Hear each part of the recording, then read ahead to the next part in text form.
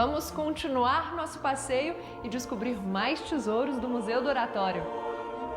Os oratórios de estilo barroco e rococó eram bem característicos dos séculos XVIII e XIX no Brasil. Apresentavam uma grande diversidade de formas, tamanhos e decorações, que variavam conforme as condições financeiras do seu dono. Os mais sofisticados tinham portas entalhadas com almofadas e eram policromados ou dourados, imitando a decoração usada nas igrejas barrocas. Já os mais populares eram extremamente simples, pequenos armários rústicos com vasos de flores ou referências ao santo em pinturas ingênuas, mas que guardavam o mesmo sentido de devoção.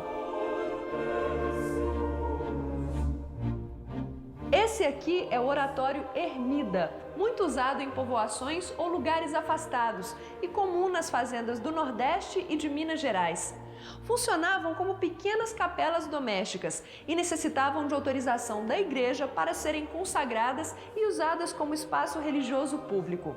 Nessa ermida, temos várias representações do santo mais popular do Brasil e de Portugal, Santo Antônio, o santo casamenteiro. Os oratórios podiam abrigar, além das imagens, tudo que se relacionasse à devoção cotidiana. Alguns eram como uma espécie de relicário, reunindo imagens e talismãs de toda a ordem, como pedacinhos de osso de algum santo, um bocadinho de leite em pó de Nossa Senhora, palha benta do Domingo de Ramos, medalhinhas e escapulários. Geralmente eram utilizados em rituais importantes, como novenas e preces coletivas.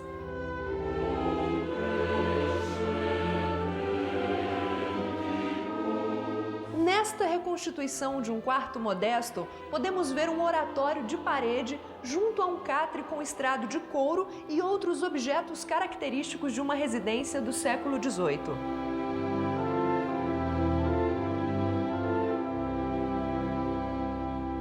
Vários dos santos têm histórias muito curiosas. A gente tem aqui o São Benedito, que é uma dessas histórias. Conta-se que ele era um irmão que trabalhava na cozinha e dentro desse trabalho dele, ele juntava todos os dias o resto dos pães, ia lá fora e doava para os pobres.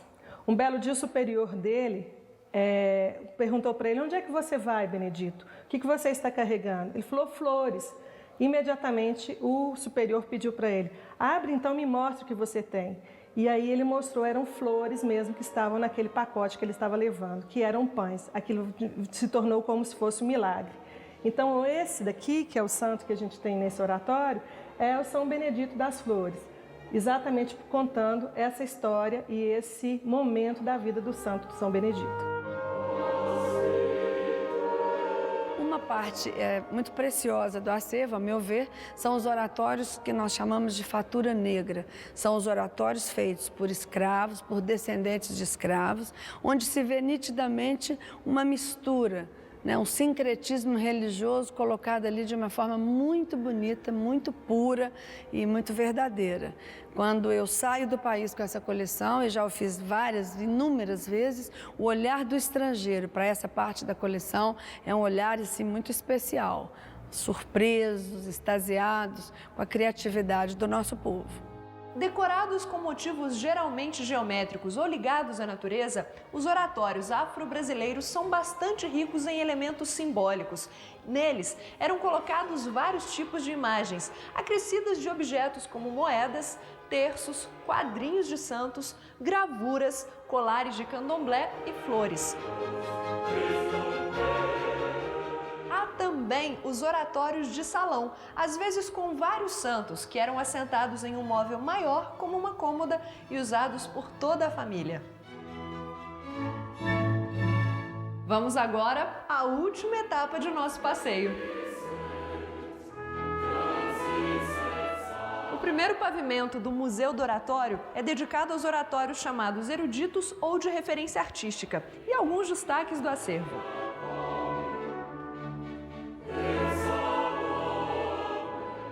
Nesta sala está reproduzido o ambiente de um salão colonial, que busca como modelo a corte, com um oratório que descansa sobre uma mesa.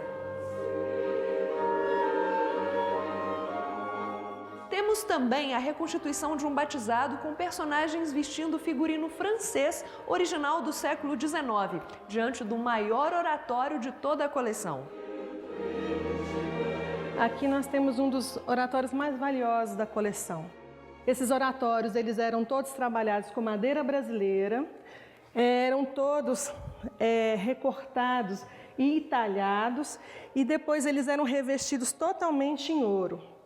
Esse trabalho depois era feito com uma pintura de fundo e todo traçadinho com esses pequenos recortes, que são os chamados tratejos. E eles são trabalhados com ouro e depois, com um pequeno pulsão, ele é trabalhado com o pulsionné. São duas técnicas que vieram da Itália, que era naquele momento do século XIV, XV e XVI, o lugar onde se mais tratava esse tipo de oratório. As pessoas acreditavam que tudo que vinha de Deus era divino, e tudo que era divino era muito valioso. Portanto, tinha muito ouro, muito trabalho, e tudo era tratado dessa forma. Presume-se que esses oratórios conchas foram produzidos por Francisco Xavier dos Santos, conhecido como Francisco Xavier das Conchas, um artista nascido no Rio de Janeiro no final do século XVIII. A estrutura das peças é elaborada com uma série de aramados bem finos, cobertos por tecido e linha. As particularidades residem tanto nos materiais usados, com destaque para as conchas, como na laboriosa decoração composta por grandes guirlandas, buquês e volutas ou espirais.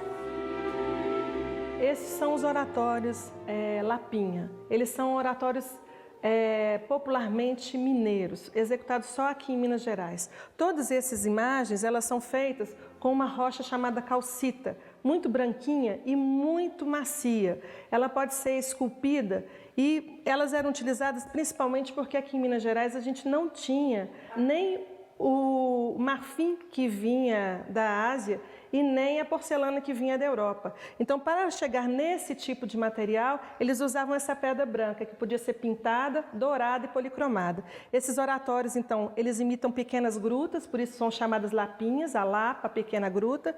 E os elementos que estão aqui, você tem o presépio, que é usado na época de Natal e na Semana Santa, a morte de Jesus. Como destaques dessa área do museu, temos esse oratório de salão que possui em seu interior uma bela pintura atribuída a Manuel da Costa Ataíde.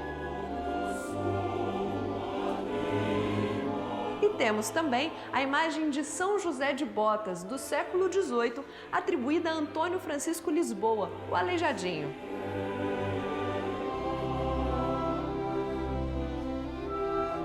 Esse curioso oratório foi confeccionado dentro de um ovo de ema.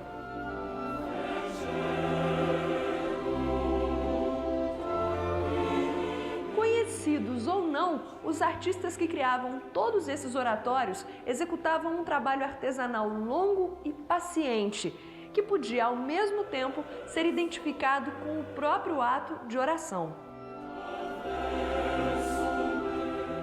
Para ampliar as condições de acesso ao seu acervo, o Museu do Oratório desenvolve atividades diferenciadas, como o projeto Museu Itinerante, criado em 2003.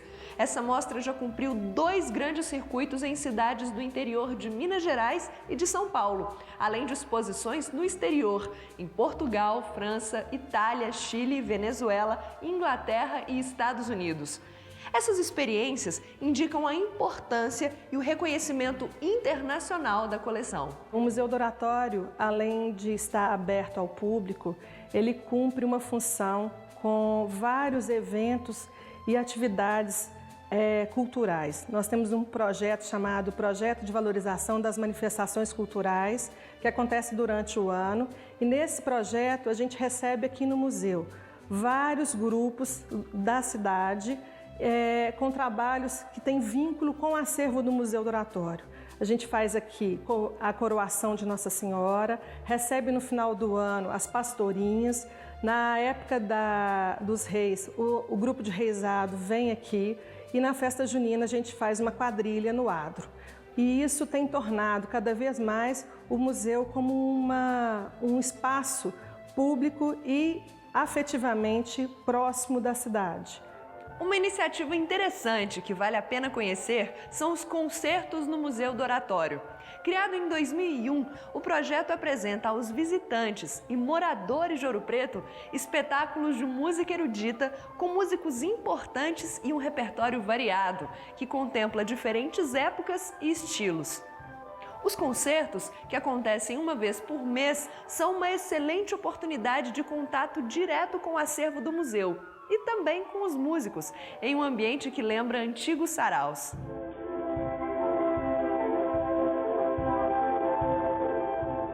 Para finalizar uma visita interessante como essa, só mesmo um passeio pela maravilhosa cidade histórica de Ouro Preto, que tem dezenas de igrejas que dialogam com os oratórios. Eu vou continuar um pouquinho nessa viagem no tempo. E nós continuaremos em busca de novas descobertas nos próximos episódios de Conhecendo Museus. Até lá!